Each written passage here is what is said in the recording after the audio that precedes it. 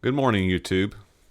Okay, so the topic of today's discussion is referrals, word of mouth advertising. Is there a way for me to get more word of mouth advertising for my business? Uh, in this series, we're talking about a roofing business specifically, so we'll give some examples of that in our discussions. But essentially, I want more word of mouth. It's worked good for me in the past, it's reliable, and that's what I want. Now, there's reasons that you want that you may not know. You can Google this. There are pages and pages of statistics concerning word of mouth advertising. It's something like 84% of people went with a company after it was recommended by friends or family. Stuff like that. It's very high metrics. For you to have a more robust and more effective response rate from any other media than referrals or word of mouth is almost impossible. Almost impossible. So word of mouth advertising is truly worth it. However, that does not mean that you can't apply some structure to it. And you should be applying structure to it. So let's look at that. Okay. So, our first topic is structured. Your referral program should not be willy-nilly. It should not rely upon your customer going out and doing word of mouth on their own without being incentivized to do so, without any sort of oversight from your part, without initiation by you. It should not be, I put a roof on Joe's house. Joe now tells Tim maybe, or some other guy he knows at work, and now perhaps I can get some business. That's not how this works. Now, that's how many of you have been doing your word of mouth advertising, and that's wrong. Effective? Yes. Is it effective as it could be? No.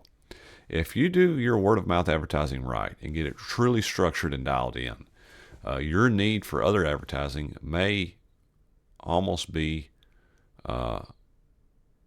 eliminated or at least diminished. So you can really dial down your marketing budget if you understand how to do this, but you have to do this right. So structured, you need to sit down with pen and paper, and you need to decide, over a series of weekends, how you want your word of mouth advertising to look.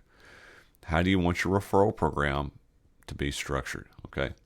Now, once you have it structured like you want it, it needs to be documented. In other words, there needs to be some sort of document that spells out, this is my referral program, this is what it consists of, this is how we're going to do it, this is how we're going to implement it, and this is the rewards that we're going to give. Okay, so it needs to be documented. That may, for an example, part of your referral program may end up having to do with realtors. In other words, real estate agents, if they give you a hot lead on a house that needs a roof, and that turns into actual business, you give them a percentage of the profit. That percentage needs to be documented. You need to have a handout that you can give to that real estate agent who's rewarding you with that work so that they understand what's going on. There needs to be a tracking mechanism so you actually know whom to reward with that pay. Now, all that needs to be done. It needs to be documented on paper. Then it needs to be advertised. So all your employees, all of your family, all of your customers, all of your adjacent contractors needs to know that you got a referral program and exactly how it works and how much they can be rewarded and incentivized if they participate. Everyone needs to know. There should not be any doubt. There should not be anything blocking that knowledge. That should be in the forefront of their mind. Hey, if I refer work, I get money, and they should know exactly how much. When they see a roof, they should think of referring that customer to you so that they can get a piece of that pie. So it needs to be heavily advertised. And on the back of advertisement, it needs to be hammered home. Every single one of those people that I just mentioned, you need to hammer it into your head.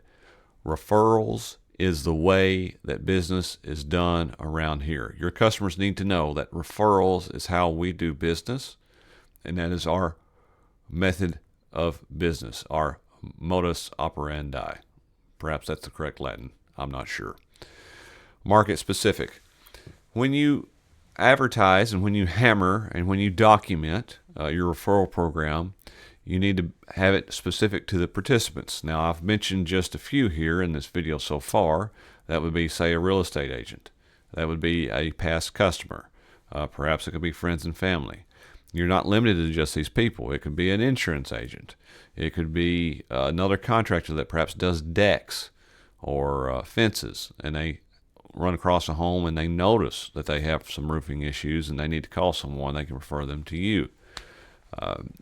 Everyone in your sphere and outside of your sphere, and you need to bring other people into your sphere, needs to know about your referral program. If they are not a competing business, yet they deal with a homeowner, they can participate in your referral program, and your referral program needs to advertise and document your referral program specifically to those participants. And I do mean everyone that sells to a homeowner is perhaps an agent for your referral program. Everyone who sells to a homeowner is an agent for your referral program.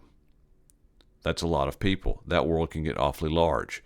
If you have your referral program documented, and if you advertise it correctly, and you explain to people how it works in a clear and concise manner, then you will get more participation.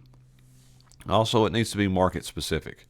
In the case of this series, we've been talking about a roofing business, so anything specific to the roofing market needs to be included in this referral program. So don't make it generic.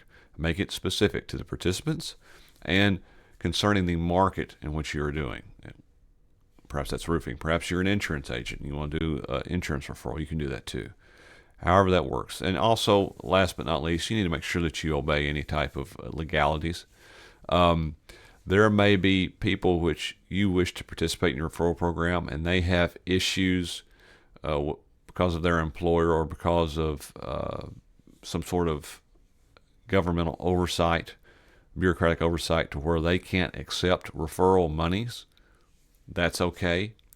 You can structure your referral program to where it has a provision that, hey, since I can't give to you, allow me to give to a charity of your choice in the same amount that I would give to you, and I can give it in your name or however you wish to do it, or in the name of whomever you would like. So they still get an incentive to go ahead and participate, yet they get to dodge any penalties or legalities they would have with any type of governing association over them. So once again, make sure your referral program is structured.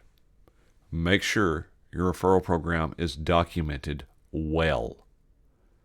Anyone, including the third grader, should be able to read your documentation and understand exactly how your referral program works and how they can participate.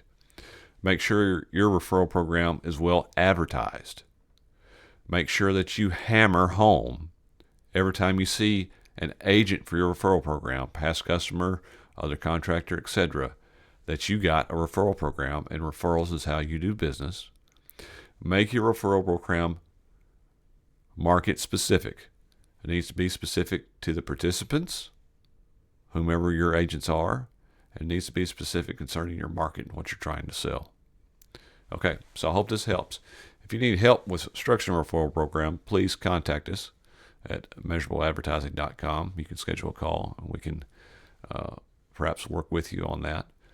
But otherwise, bye YouTube.